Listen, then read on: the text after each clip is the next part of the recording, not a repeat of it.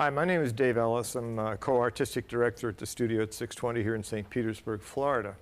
And my two guests today, Lizz Straight and Pedro Jarquin, are two of our most outstanding poets in the Tampa Bay area. So this is going to be a good and fun interview. Lizz, would you go first and just tell a little bit about your history in poetry? I know you've been... Sure. I started doing poetry in about 1998 in Jacksonville, Florida. Of course, like a lot of poets, I'd written for years before that, but my first open mic poetry experience was almost 10 years ago. Whoa. Wow. And at that time, I started getting into slam poetry and spoken word, and it started to travel nationally and internationally. And then I found myself living here about 4 years ago, and came across WMNF, got the radio show and all that stuff. So, yeah, it's just been an upward journey. Just keeps going. That's great. Yeah. Very cool. Yeah. Pedro, how about yourself?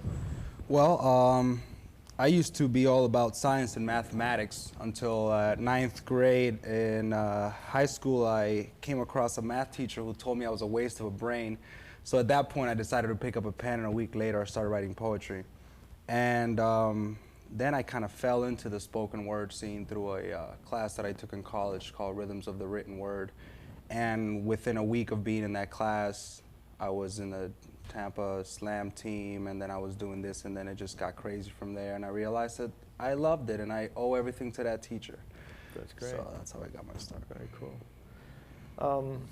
Lizz, was there anyone in particular already in the field recognized as an outstanding poet that perhaps touched you in some way? Yeah, actually, there's a poet by the name of Talam Acey who comes out of New Jersey, who was a really strong influence on me early on. Just so happened that his mother resided in Jacksonville. So he was there all the time, and he's like, you know, top shelf poetry when you compare the poets that are, you know, currently on the spoken word scene. So just being exposed to his confidence on the microphone, his level of writing skill, and just his dedication to what he did, because that was the first person I had ever seen that was like making a living as a poet, just traveling around and doing poetry and making a living.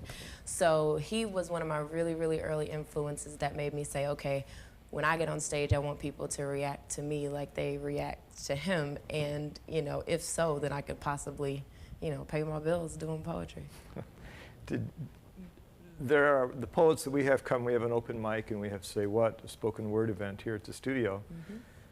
And the poets I've noticed some of them have very distinctive styles. Did you, in the way they present their words, in the way they read, or they speak, spit, whatever, was there something about this particular person and the way that they got their words out that you copied? Or not necessarily. I've always had, and I've always been told this by other poets as well, that I've always had my own unique style and voice. There's no one that I really, you know, tried to copy or mimic myself afterward based on their style, just on their approach to the art form. Because along with him, there's another poet by the name of Ainsley Burroughs, Queen Sheba, who were oftentimes coming through Jacksonville to perform. So just the way that they approached it with such professionalism and such seriousness, like it wasn't just something to do on a Saturday night. Like they really took the opportunity to make sure that they reached out to the audience and touched people and just gave like 110% every time I've ever seen them perform. So that's what I tried to grab onto and tried to mimic when it came to my own work. Great. But yeah, I've been writing poetry like ever since. I have the first poem I ever wrote when I was 8 on a Mother's Day card. So I've always written poetry, and I've always had, you know, my own little way of, you know, putting it forth to the universe. Oh, that's great. It seems to me that poets, like great musicians and great authors, and there's something inside of them that they find a way to tap into. And once you can tap into that, then this sort of font of words comes out. Am I anywhere near right? Yeah. I mean, in a lot of ways, it's like we all have the well inside us, and you need to, you know, something triggers the right spot, and you get a little burst, and a little fountain comes out. But it's not always something that you do yourself. It's not something like I mean, I probably had hundreds of pages of poetry that I would have never written had I not been surrounded by the people I was surrounded by, had I not been in the situations I've been in. So it's like, it's not just like you have it inside you and it's just gonna come out miraculously. You know, sometimes you gotta dig around for it a little bit, and sometimes you do gotta let it come miraculously, and that's your digging around. You know, just letting it be, because there's always gonna be triggers around you that are gonna help get it out. So it's like, yeah, I believe there is something in a lot of these artists, and there's something in people that haven't discovered they are artists. You know, I've met people that have become painters at 85 years old, and they're just amazing. So it's like, it's knowing how to get it out once you find it there. You know. Liz, is it pretty much the same for you? Or? It is. Actually, the title of my next CD that I'm coming out with is called When the Vessel Opens. Because, I mean, that's what it is. It's like I can't sit down and force myself to write. But when it hits me, it's like just a nonstop flow of, you know, whatever is supposed to come out. I can very rarely just sit down and write on demand. It's always something beyond myself that is the catalyst for it. So I'll just toss this one out. Is writing,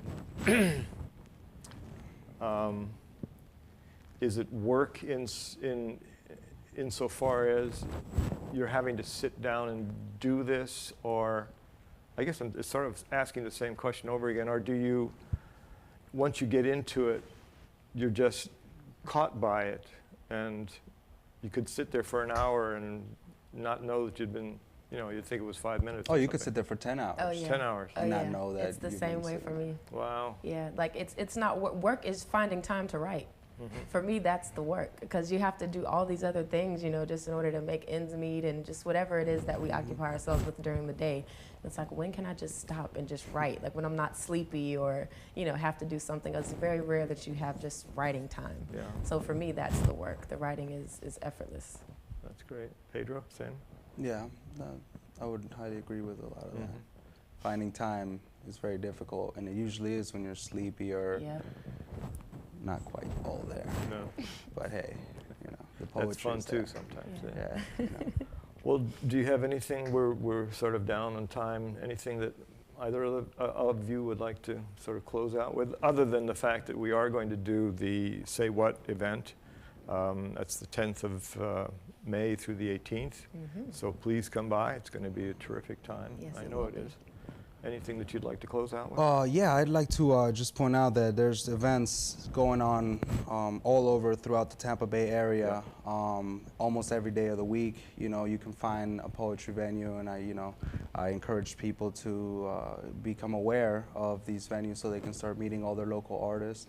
Right. You know, Lizz Straight has shows on Thursdays at Calabash Cafe in Tampa, and Saturday night on the radio on WMNF. Yes, I do. And every last Monday of the month, right here at Studio 620, there's an open mic open for all musicians and poets.